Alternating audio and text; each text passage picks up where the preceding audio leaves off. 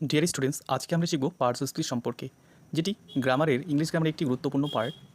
আচ্ছা, এখানে দেখেন যে পার্টস অফ স্পিচের কথাটার মাধ্যমে বা এখানে যে দেওয়া আছে পার্টস অফ স্পিচ মানে কি, স্পিচের কিছু অংশ, মানে পার্টস মানে কি আমরা জানি অংশ, তার মানে স্পিচ মানে কি, এখানে স্পিচ মানে কি আপনি যে বলছেন মানে কিছু বলছেন, ঠিক আছে, বা একটা কোনো সেন্টেন্স হতে পারে, সেই সেন্টেন্সের মধ্যে যে পার্টসগুলো সেগুলোকে আমরা কী বলি, একত্রিত হবে পার্টস অফ স্পিচ বলি, ঠিক আছে।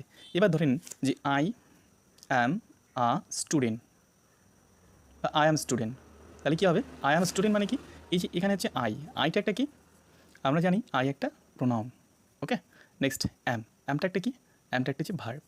স্টুডেন্ট, এখানে স্টুডেন্টটা কি একটা নাউন, তাহলে এখানে আমরা কী পেলাম, তিনটা কী পেলাম, তিনটে ওয়ার্ড পেলাম, আই অ্যাম স্টুডেন্ট।